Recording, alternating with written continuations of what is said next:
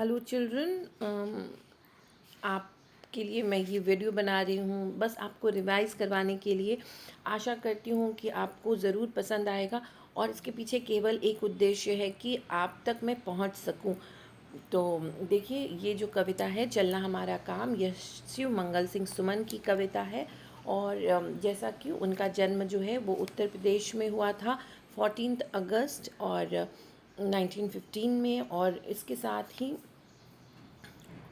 आप अगर देखेंगी तो उन्होंने लोगों की पीड़ा को, निराशा को, दुख को अपनी कविताओं में जगह दिया था। और इसके साथ उनकी जो प्रमुख रचनाएं हैं वो है हिल्लोल, जीवन के गान, प्रलय सृजन।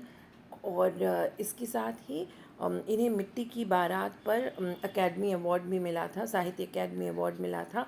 और ये हिंदी भाषा में लिखते थे। ये आधुनिक काल के कवि हैं। और इस तरह से इस कविता को अगर आप देखिए तो बहुत इजी कविता है, आम जीवन की कविता है। जो आप लोगों को सिखाया जाता है वो इस कविता का मूल में है। जैसे कि गति प्रबल पैरों में भरी, फिर क्यों रहूं दर दर खड़ा। कवि कहते हैं कि मेरे पैरों में गति यानी शक्ति है और तेज़, बहुत ज़्यादा अधिक शक्ति है पैरों में, तो फिर मैं क्यों दर दर खड़ा, इधर उधर क्यों मैं भटकूं, जब आज मेरे सामने है रास्ता इतना बड़ा।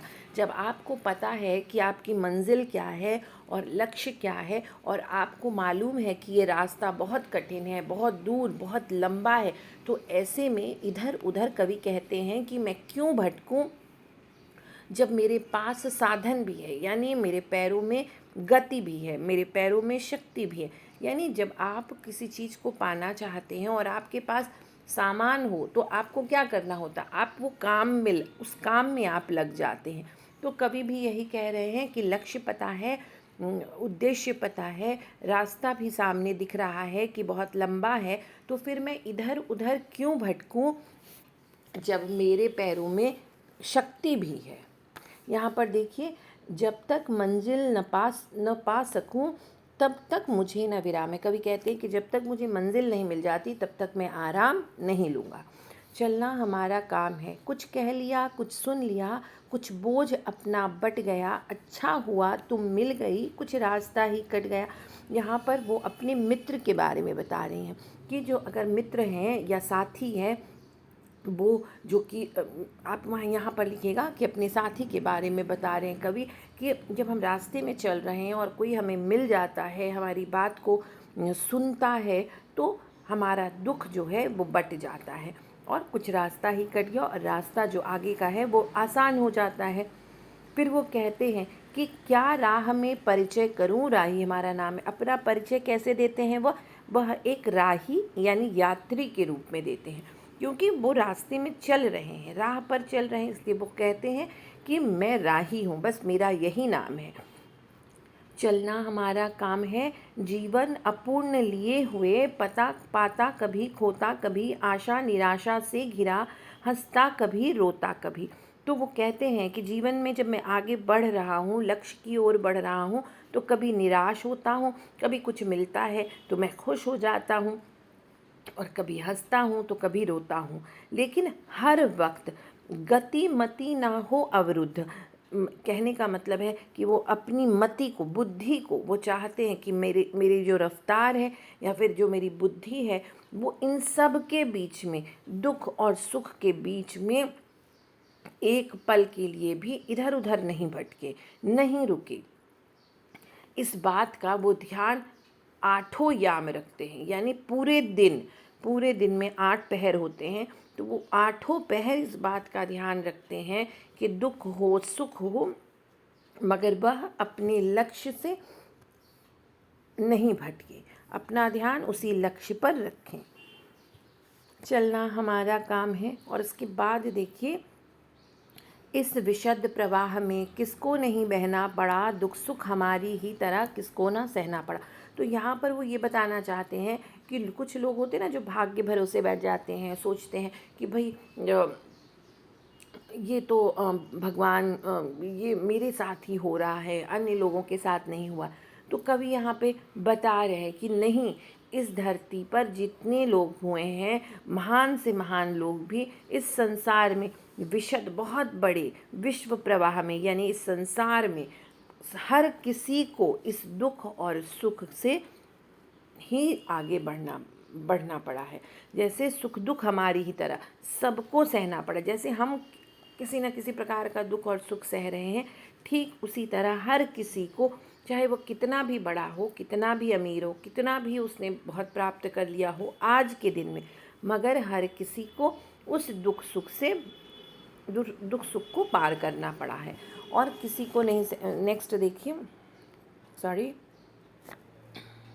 यहाँ पर किसको नहीं सहना पड़ा, फिर व्यर्थ क्यों कहता फिरूं मुझ पर विधाता वाम।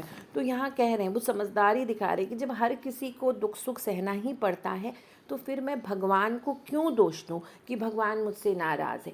तो यहाँ पर आप देखिए, चलना हमारा काम में ज़िंदगी के बारे में है कि हमें जीवन में हमेशा चलते रहना चाहिए, भले चाहे कितना भी दुख या सुख। जनरली आप लोगों से पूछा जाता तो आप कहते हैं बस चलते रहना, नहीं।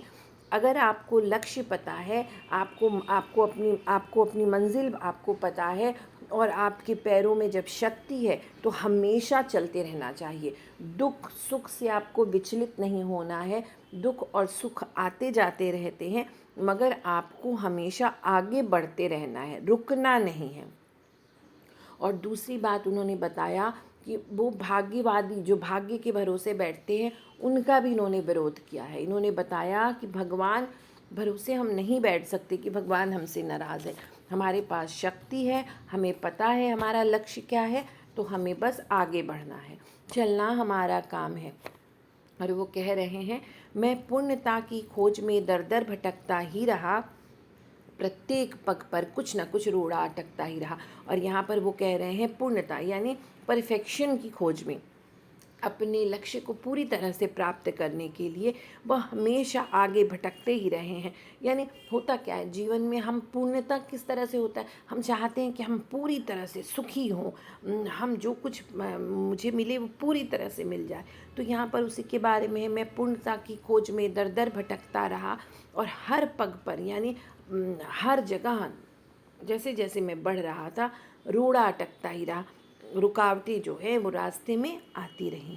मगर कवि क्या कहते हैं, पर हो निराशा क्यों मुझे, जीवन इसी का नाम है। वो कह रहे हैं पर मुझे निराश नहीं होना चाहिए क्योंकि जीवन यही है। तो कवि क्या बताना चाहते हैं, कवि ने जीवन का सार दिया है कि जीवन जो है उसमें दुख और सुख आते ही रहते हैं, बाधाएं आती रहती हैं। आपको भटकना नहीं है, आपको अपना ध्यान हमेशा लक्ष्य पर रखना है और आगे बढ़ते रहना है, क्योंकि जीवन जो है इसी का नाम है, चलना हमारा काम है। कुछ साथ अब देखिए जो लास्ट पैरा है उसमें उन्होंने क्या बताया, उन्होंने बताया कि किस प्रकार से जीवन में जो हमारे खुद के लोग होते हैं उनके साथ क्या होता है। तो वो बता रहे हैं कि हमें केवल चलते रहना है। कुछ साथ में चलते रहे, कुछ बीच में से फिर गए यानी हमारा साथ उन्होंने छोड़ दिया। तो यहाँ पर देखिए कुछ साथ में चलते रहे, कुछ बीच में ही फिर गए, पर गति न जीवन की रुकी, जो गिर गए सो गिर गए। तो वो कह रहे हैं कि फिर भी वह रुकते नहीं। कुछ लोग साथ छोड़ देते ना, हमारे अपने रिश्तेदार परिवार के लोग जो जिनका साथ हम जब आगे बढ़ते हैं तो छूटता जाता है, उनकी मृत्यु हो जाती है या कोई अन्य कारण से नाराज़ हो जाते हैं। तो वो कह रहे हैं कि जो लोग फिर गए यानी जो गिर गए यानी जिनकी मृत्यु हो गई, जो हमसे बिछड़ गए, इसके बाद भी पर गति ना जीवन की रुकी, मगर उन्होंने अपनी गति को यानी अपनी जो आगे बढ़ने की क्षमता है, जो हम आगे बढ़ रहे हैं, उसे उन्होंने कभी नहीं रोका। बढ़ने की गति का मतलब यहाँ पे आगे बढ़ना जो है जीवन का, वो कभी उन्होंने नहीं रोका। जो गिर गए सो गिर गए, उन्होंने ये मान लिया कि जो बिछड़ गए सो बिछड़ गए। चलता रहे हरदम उसी की सफलता अभिराम है। कहने का अर्थ ये बच्चों कि जो चलता रहता है जीवन में, आगे बढ़ता रहता है, चाहे कितनी भी कठिनाई आए, जो रुकता नहीं, दुख और सुख, निराशा से वो पीछे की तरफ नहीं जाता, बल्कि वो हमेशा जीवन में आगे की ओर बढ़ता रहता है। सफलता उसे ही मिलती है, चलना हमारा काम है। तो ये कविता में हमने क्या देखा, उन्होंने जीवन का सार दिया है, जीवन जीने का तरीका दिया है, कैसे जीवन में आगे बढ़ना है। आशा, निराशा, दुख, सुख आते जाते रहते हैं, लोग बिछड़ जाते हैं, मगर अगर आपको लक्ष्य पता है तो केवल आगे बढ़ते रहना है, और वही सफल भी होता है। तो ये मेरा जो ये वीडियो बनाने का तरीका है, हो सकता है क्योंकि मैं बहुत जल्दी में केवल आप तक पहुंचने के लिए कर रही हूँ। Next time I will try better one. Thank you.